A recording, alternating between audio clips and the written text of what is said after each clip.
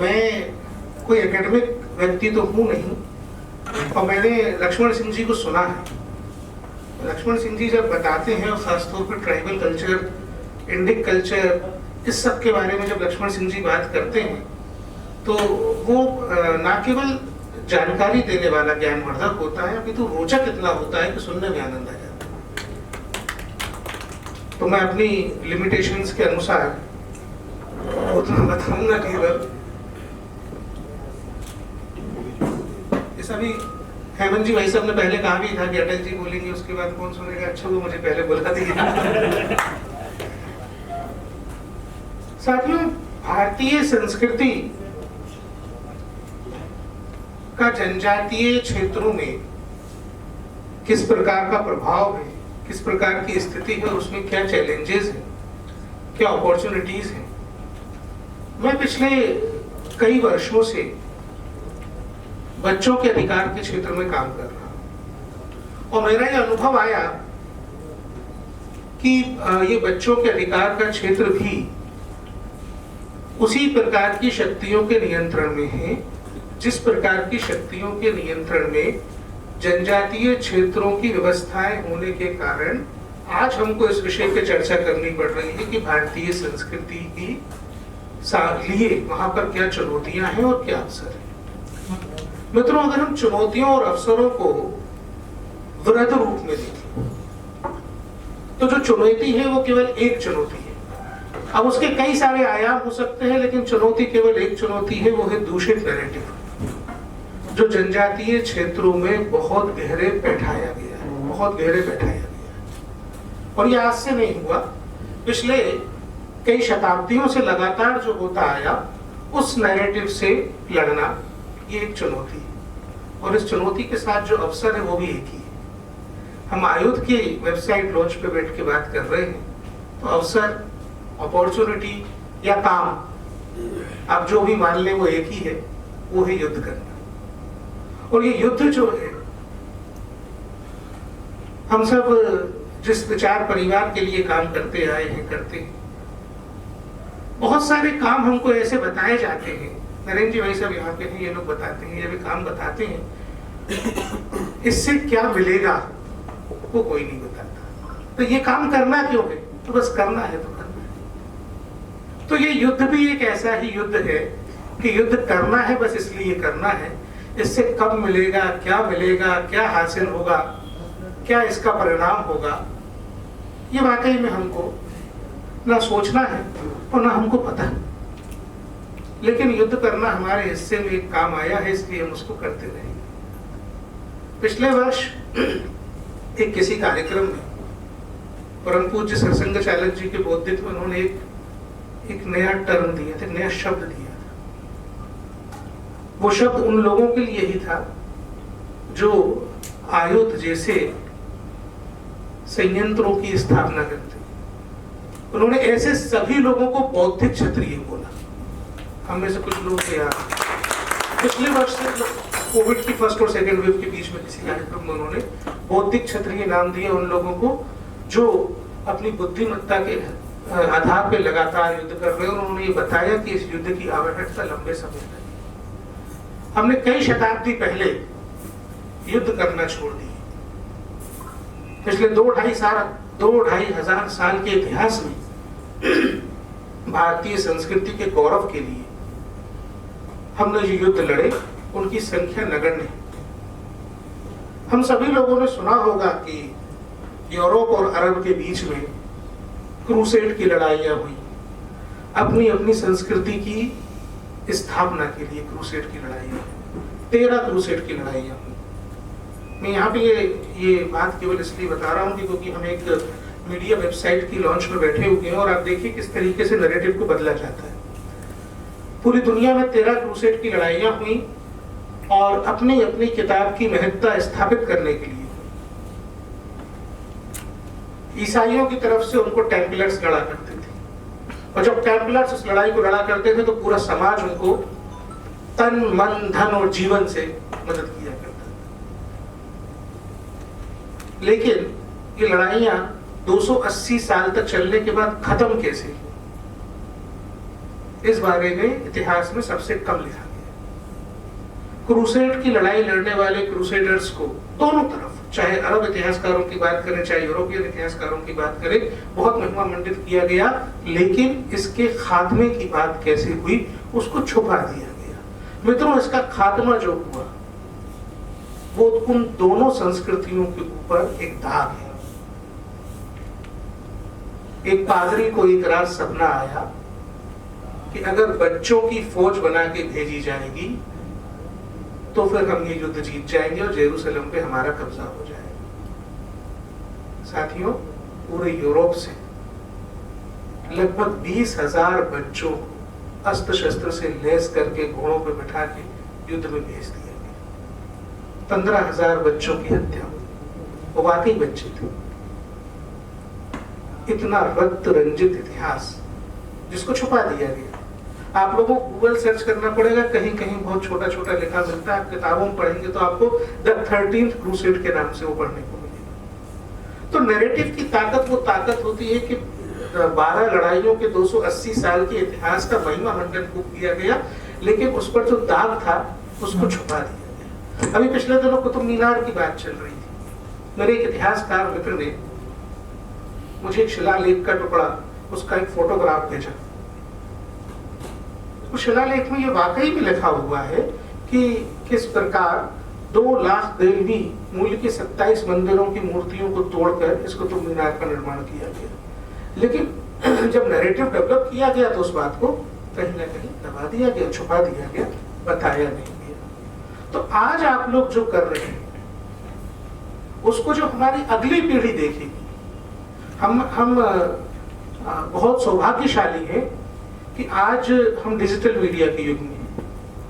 आप जो लोग कर रहे हैं उनको तक्षशिला और नालंदा की तरह जलाया नहीं जा सके। वो कहीं ना कहीं आने वाली पीढ़ी तक ज्ञान की परंपरा को आगे बढ़ाने के लिए हमारे साथ जाएगा। इसलिए हम इस अवसर का उपयोग करें, ये बहुत महत्वपूर्ण है। और हम इस गंभीरता के साथ काम करें कि हम जो आज कर रहे हैं उसको कल हमारा भविष्य इतिहास के रूप में पढ़ने वाला है और वही हमारे नाम पे अंकित होगा। मुझे कई बार बड़ा दुख होता है कि जब 280 साल तक 2 किताबों की महत्ता स्थापित करने के लिए जंग चल रही थी, तो हमारे पूर्वज क्या कर रहे थे? शांति का संदेश दे रहे थे। हमने वो लड़ाई नहीं लड़ी। मैं बड़ी जिम्मेदारी से ये बात कहता हूँ, कुछ लोगों को बुरा लगता है, लेकिन हमारी जो गलतियां हैं उसको भी हमको स्वीकार करना होगा। उन 280 सालों तक हमने ये मान लिया कि 2 किताबों की लड़ाई है, हम क्यों बीच में पड़े। तो उन्होंने अपनी सत्ता की स्थापना के लिए खून बहाया, तो उसका मजा भी ले रहे हैं। वो सत्ता पर स्थापित, सत्ता पर काबिज है।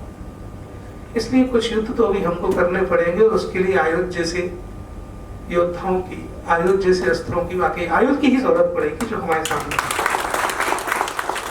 साथियों, जब हम भारतीय संस्कृति की बात करते हैं तो ज्यादा घुमाने फिराने की बात तो कुछ है नहीं। अरब सागर से लेकर के बंगाल की खाड़ी तक और हिमालय से लेकर के हिंद महासागर तक जो संस्कृति है वो शाश्वत है, वो सत्य है, वो सनातन है, वो किताबी नहीं है, वो दिखती है, वो सुनी सुनाई नहीं है, वो साकार है। और जो सबसे बड़ा अंतर, जो सबसे बड़ा गलत नैरेटिव स्थापित किया गया, इस सत्य शाश्वत सनातन संस्कृति को, जिसको हिंदू धर्मावलंबियों के रूप में जाना जाता है, जिसको हिंदू धर्म के रूप में दुनिया ने मान्यता दी, वही भारतीय संस्कृति है। सबसे पहली बात, हम जब ये बात बोलते हैं तो हमारे अंदर एक गिल्ट डाला गया। हमारे अंदर लगातार शिक्षा पद्धति के माध्यम से बताया गया कि यार तुम खुद को बोलोगे या भारत को बोलोगे कि हिंदू संस्कृति को मानने वाला देश है, तो अपीजमेंट पॉलिटिक्स के कारण कोई नाराज हो जाएगा, कोई मुस्लिम को बुरा लग जाएगा, किसी क्रिश्चियन को बुरा लग जाएगा, इसलिए तुम ये बोलो ही मत कि हिंदू संस्कृति। तो क्यों नहीं बोलेंगे? तो सबसे पहले इस नैरेटिव को ठीक करने की आवश्यकता है कि जो हिंदू संस्कृति है भाई वो हिंदू संस्कृति है, और जो भारत की संस्कृति है वही हिंदू संस्कृति है, जो हिंदू संस्कृति है वही भारतीय संस्कृति है। जनजातीय क्षेत्र में काम करने के दौरान जो सबसे पहली बात, लक्ष्मण सिंह जी यहाँ आपको उस बारे में विस्तार से बता पाएंगे, जो सबसे पहला एक गलत नैरेटिव सेट किया गया वो ये था कि प्रकृति और मूर्ति की पूजा अलग अलग। ये बोला गया कि जनजातीय बंधु जो है वो प्रकृति पूजक है और ये हिंदू जो है वो मूर्ति पूजक। कितनी गलत बात है। हम आज के तारीख में भी, वैदिक काल से भी अगर बात करें तो ऋग्वेद में साफ साफ एकदम स्पष्ट मित्र और वरुण को पूजने योग्य देव बनाया गया। मित्र के फिर अनेक रूपों की जब हम बात करते हैं तो सूर्य हुए, रुद्र हुए, यम हुए। जो हम वरुण की इधर बात करते हैं तो जल हुए, वायु हुए। ये प्रकृति के ही अलग अलग रूप नहीं है तो क्या है? मूर्ति पूजन तो हमारी संस्कृति में भी बहुत बात हुई। चित्र के माध्यम से पूजन तो रवि वर्मा, राजा रवि वर्मा के जमाने में आते। तो हम सच्चे प्रकृति के उपासक, हमारे जनजातीय भाई नैसर्गिक रूप से जिस सुख को भोगते हैं, उस हैप्पीनेस इंडेक्स को पूरी दुनिया क्या मालूम कहां कहां पूछती घूमती। हम प्रकृति को पूछते हैं इसलिए नैसर्गिक सुख में रहते हैं। तो ये बहुत सारी बातें हैं जिनको विद्वान लोग आपको बता पाएंगे। मुझे जो मोटा मोटी बात समझ में आई वो ये बात समझ में आई कि जब हम भगवान बिरसा मुंडा के बारे में पढ़ते हैं तो भगवान बिरसा मुंडा ने, हमने पिछले दिनों ये काम किया कि आजादी की लड़ाई में, स्वाधीनता के संग्राम में अपने बचपन में जिन क्रांतिकारियों ने भाग लिया, हमने उनकी कहानियों का संग्रह किया। उनको चलचित्र के माध्यम से बताने के लिए उनके कुछ इन्फोग्राफिक्स बनवाए। तो उसमें भगवान बिरसा मुंडा की कहानी की बात आई, तो उस पर मुझे ये अवसर प्राप्त हुआ सौभाग्य से कि मैं पढ़ सका। तो मुझे समझ में आया कि तो आजादी की लड़ाई तो बाद में एक माध्यम बनी उनकी बात को आगे ले जाने की। उनकी लड़ाई तो संस्कृति की लड़ाई से शुरू हुई थी। सांस्कृतिक आजादी की बात अगर किसी ने सबसे पहले की तो भगवान बिरसा मुंडा थे।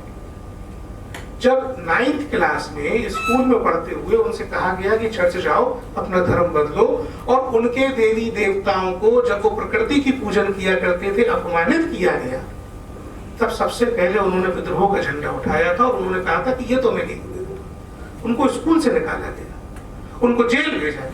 लेकिन इस युद्ध की शुरुआत, इस युद्ध का आरंभ, इस युद्ध का आगाज तो भगवान बिरसा मुंडा ने संस्कृति के इस विरोधाभास से निपटने के लिए, इस सांस्कृतिक दमन के विरुद्ध अपनी आवाज उठाने के लिए उस समय किया था। तो जनजातीय बंधुओं के बीच में किस प्रकार दवाई के माध्यम से, पढ़ाई के माध्यम से और कमाई के अवसर के माध्यम से ये सारी की सारी गलत नैरेटिव को बिठाया गया, उसकी कुछ केस स्टडीज मैं यहाँ पे आपके बीच में रखूंगा। और केस स्टडीज के माध्यम से मैं प्रयास करूंगा कि अपनी बात को आप तक पहुंचा पाऊं। देश भर में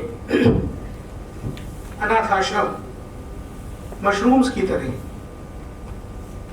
और ये अनाथ आश्रम किन क्षेत्रों में ज्यादा है उसका कभी कोई सर्वे नहीं हुआ था। मुझको ये अवसर मिला कि मैं उस पूरी प्रक्रिया का संचालन कर पाया जब हमने देश के सभी अनाथ आश्रमों का सोशल ऑडिट किया।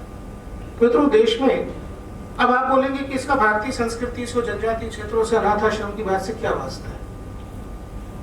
तो पूरी दुनिया में कुछ फॉल्ट लाइन्स हैं जिसको हम नैरेटिव सेट करने वाले या प्रोपेगेंडा करने वाले मीडिया की जीवन रेखा बोल सकते हैं। उन फॉल्ट लाइन में बच्चे भी हैं, उन फॉल्ट लाइन में जनजातीय क्षेत्र के लोग भी हैं, उन फॉल्ट लाइन में फेमिनिज्म है, उन फॉल्ट लाइंस में ही एलजीबीटीक्यू का आंदोलन है, उन फॉल्ट लाइंस में वो सभी चीजें हैं जो अंडर करंट की भांति धीरे धीरे धीरे धीरे पल्लवित और पोषित होती रहती है। और जिस दिन मौका लगता है, जिसको उठाना होता है उसको ऊपर उठा लिया जाता है। मसलन अगर हम आउट ऑफ स्कूल बच्चों की बात करते हैं, एक यूएन एजेंसी है जो बच्चों पर काम करती है, यूनिसेफ उसका नाम है, बहुत सारे पाप करती है, पापों का पिटारा है उनका।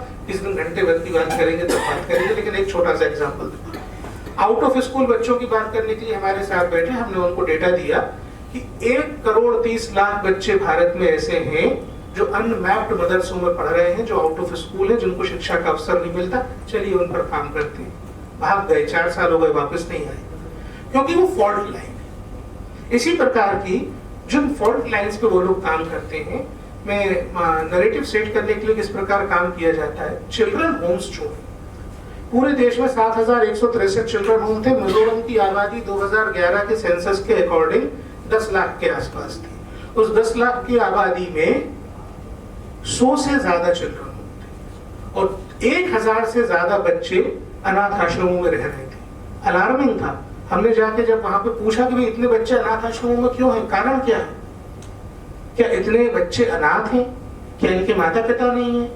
तो नहीं जी, ऐसा नहीं है। यह परंपरा है कि चर्च अपना ऑर्फनेज खोलता है और परिवारों से बच्चों को वहां ले जाके रखता है। अरुणाचल प्रदेश में 16-17 लाख की आबादी, 2011 के सेंसस के अकॉर्डिंग 2600 बच्चे अनाथ आश्रम में।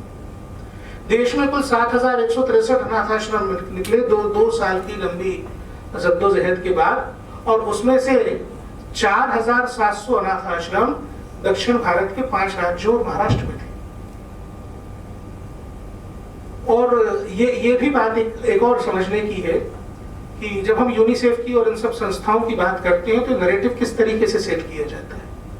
उन 4700 अनाथ आश्रमों में, कुल अनाथ आश्रमों में जो बच्चे थे उनके 70% बच्चे इन 4700 अनाथ आश्रमों में थे। तमिलनाडु राज्य में देश के 59,000 बच्चे अनाथ आश्रमों में पल रहे थे। और ये अनाथ आश्रमों की मशरूमिंग वहां हुई थी सुनामी के समय। जो ट्राइबल एरियाज थे, जो समुद्र तट के एरिया थे, जो जनजातीय क्षेत्रों के बच्चे थे, जहाँ परिवार खत्म हुए, उन सब बच्चों को लाके अनाथ आश्रमों में रखा गया। लंबी चौड़ी फंडिंग्स आई, करोड़ों अरबों रुपए इकट्ठे हुए और बच्चों को कन्वर्ट करने का एक सीधा रास्ता बनाया गया। जब हमने बोला कि भाई इन बच्चों को 1,70,000 बच्चे थे, हमने बोला इनको घर वापस भेजिए जिनके माता पिता हैं, उनको परिवारों के साथ मिलाइए, तो सुप्रीम कोर्ट तक झगड़ा किया गया। अब आप में से कुछ लोगों ने, जो पत्रकार बंधु हैं, निश्चित रूप से जो बौद्धिक क्षत्रिय यहाँ बैठे हैं, वो जानते होंगे, नाम सुने होंगे। तिस्ता सीतलवाड़ का नाम तो हम सबने सुना होगा।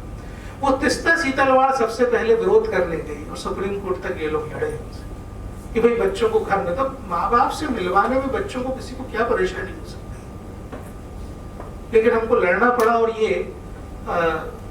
ये भी इस सौभाग्य के साथ एक बड़ा अवसर हमको मिला कि प्रधानमंत्री नरेंद्र मोदी जी ने इस चीज को इतनी गंभीरता से समझा लिया और सुप्रीम कोर्ट में आयोग की इस लड़ाई को, बच्चों की इस लड़ाई को लड़ने के लिए भारत के सबसे बड़े वकील सॉलिसिटर जनरल ऑफ इंडिया वो खड़े हुए। जब सुप्रीम कोर्ट में दलीलों के माध्यम से बात रखी गई तो आपको जानकर प्रसन्नता होगी कि 1,46,000 बच्चों को हम उनके माता पिता के पास वापस घर भेजने में सफल हैं। लेकिन ये युद्ध है और इस युद्ध को सतत लड़ना ही पड़ेगा। जब कोविड शुरू हुआ 24 मार्च से 2020 में हम लोग अपने घरों में बंद हुए। 6 अप्रैल को 5 मिनट हो बस 6 अप्रैल को एक खबर छपी द हिंदू में कि देश में लॉकडाउन के शुरुआती 11 दिनों में, उनको बैठने के लिए थोड़ा, शुरुआती 11 दिनों में 92,000 बच्चों के साथ यौन उत्पीड़न हुआ। आप सोचिए, हम सब जब घरों के अंदर बंद हैं और 92,000 बच्चों के साथ यौन उत्पीड़न हुआ, ऐसी सूचना हमको प्राप्त होती है, वो भी यूनिसेफ और सरकार के डेटा सोर्सेज के माध्यम से, और अखबार इसको छापता है, तो सबके माथों पे चिंता की रेखाएं आ जाना स्वाभाविक सी बात है। पहला जो मन में संदेह जाता है वो ये जाता है कि यार भारत के परिवार तो खत्म हो चुके हैं, सेफ ही नहीं है। जब 92,000 बच्चों के साथ घरों के अंदर कैद होते हुए यौन हिंसा हो सकती है तो परिवार की संस्था तो खत्म हो चुकी है। और ये डाटा सोर्स चाइल्ड लाइन था, यूनिसेफ था। चाइल्ड लाइन भारत सरकार की एक संस्था है जो बच्चों की मदद करने का काम करती है विपरीत परिस्थितियों में।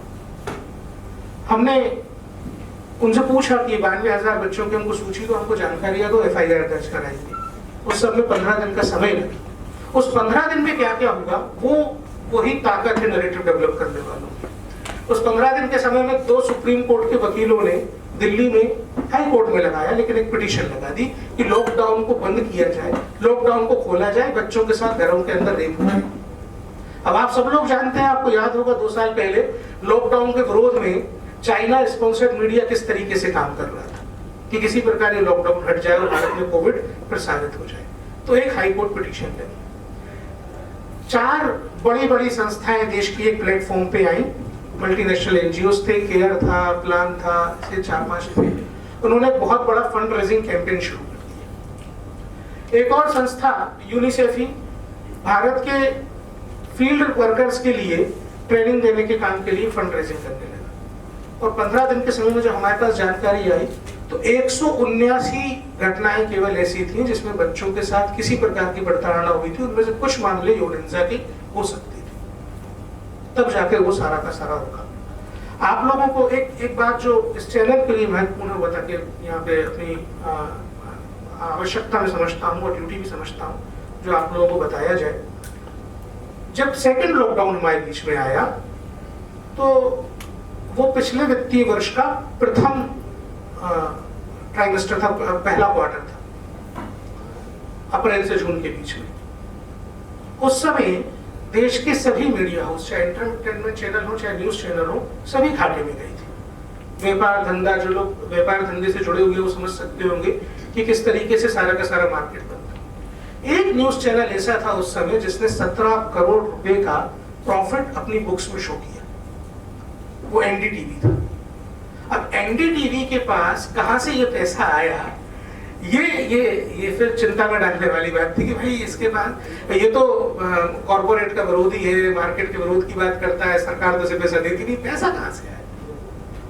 तो उसने कई सारे एनजीओ के साथ कॉर्पोरेट टाई अप किए थे और एस्क्रो अकाउंट खोले थे। एस्क्रो अकाउंट ऐसा अकाउंट होता है कि मेरा और आयुध का आज एक टाई अप हो गया, मैं आयुध के नाम पे पैसे मांगूंगा, 40% मैं अपने खाते में रख लूंगा, 60% आयुध को दे दूंगा। और ये सारी संस्थाएं वो थी जो बच्चों के नाम पे काम करती थी। इसमें सबसे बड़ा पापी फिर वही यूनिसेफ निकला और 3 करोड़ रुपए इकट्ठे हुए, उसमें से 40% जो है एनडीटीवी को गई।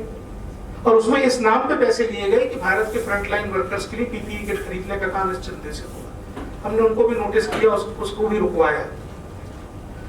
अब यहाँ ये सब बात बताने का जो महत्व है वो इसलिए कि आप लोग जनजातीय क्षेत्रों में जब काम करते हैं तो एनजीओ के छद्मवेश में जो अराजकतावादी लोग काम कर रहे हैं, प्लीज उनको आइडेंटिफाई करने का काम करें। वो जनजातीय क्षेत्रों के लिए सबसे बड़ी समस्या है। एक हर्ष मंदर नाम का ब्यूरोक्रेट यहाँ मध्य प्रदेश से निकल के गया, वो ये नैरेटिव सेट करने वाली दुनिया वाले लोगों की दुनियाओं का जो है वो बेताज बादशाह आप उसको कह सकते हैं। उसने पूरे देश में 50 से ज्यादा ऑर्फनेज बनाए, चिल्ड्रन होम बनाए, जिनमें बच्चों को रखता है। उसका एक भी ऑर्फनेज ट्राइबल एरिया में नहीं, उसका एक भी ऑर्फनेज किसी ऐसे इलाके में नहीं है जो आर्थिक रूप से पिछड़े हो। उसके पूरे ऑर्फनेज शहर के बीचों बीच है, अर्बन एरियाज में। पलायन करके जो ट्राइबल कह लें, दलित कह लें, पिछड़े कह लें, जो शहरों में पहुंचते हैं, उनके बच्चों को वहां रखने का काम उसने किया। 2005 से लेकर के अभी तक जितने भी चुनाव हमने देखे, शहरी गरीबों के मुद्दे उसमें प्रमुखता से नहीं उठाए गए। हम जिन अर्बन नक्सल्स की बात करते हैं वो क्रिएट कैसे होते हैं, इसके लिए हमको हर्ष मंदर के मॉडल का अध्ययन करना चाहिए। उसने उन 50 से ज्यादा ऑर्फनेज में 12 से 15 हजार बच्चों को लाकर रखा जो बेहद विभिन्न परिस्थितियों से आए थे। और जब देश भर में सीएए के खिलाफ प्रोटेस्ट हो रहे थे तो उन बच्चों को ले जाकर उन प्रोटेस्ट में शामिल कराया गया। हम जब चित्र देखते थे कि बच्चे प्रोटेस्ट में शामिल हैं तो इस प्रकार से। तो ये सब चीजें हैं कि इन एनजीओस पे, एफसीआरए एनजीओस पे निगाह रखने की बहुत ज्यादा जरूरत है। और आयुध जैसे अगर प्लेटफॉर्म ये काम करेंगे तो निश्चित रूप से उसकी गूंज पूरी दुनिया सुनेगी। साथियों, यहाँ पे एक बात जो सुबह से नहीं कही गई वो मैं बस बताऊंगा। गंज बासोदा में आयुध ने जिस घटना के बारे में सार्वजनिक किया और बताया कि किस प्रकार वहां के स्कूल के साथ लगे हुए चर्च में सैक्रामेंट्स की सेरेमनीज आयोजित की जाती हैं और कन्वर्जन का काम किया जा रहा है, उसमें सरकार ने आज तक कोई रिपोर्ट दी नहीं है। क्योंकि 1959 के बाद से भारत में, मध्य प्रदेश की धरती पर जितने भी कन्वर्जन होंगे उनका कलेक्टर के पास रिकॉर्ड होना चाहिए। वो रिकॉर्ड अवेलेबल कहीं भी नहीं है, इसलिए जानकारी कभी आएगी भी नहीं। लेकिन उस घटना से जो चिंगारी आयुध ने लगाई है उसकी रिपोर्ट करने के लिए 30 लाख रुपए फंड रेजिंग की गई। 2 रिपोर्टर्स ने आके विदिशा, बासोदा, भोपाल में अपने 7 दिन खपाए और भाई साहब जो रिपोर्ट बनी 7 भाषाओं में प्रकाशित हुई है। कुछ भाषाएं तो हमको समझ में नहीं आई बड़े दिन तक, ये भाषा कौन सी है। स्पेनिश में, पोर्टुगीज में, अलग अलग जगह जो है आयुध के नाम का डंका बजाया जा रहा है। जितनी निंदा आप लोगों की की जा रही है, लेकिन इस सब के बीच में सबसे अंत में जो बात मैं कहना चाहूंगा वो ये कि हमने आयुध तो तैयार कर दिया और युद्धाय कृत निश्चय के साथ इन नौजवानों को हमने युद्ध भूमि में छोड़ दिया, लेकिन इस आयुध को जब तक हम बारूद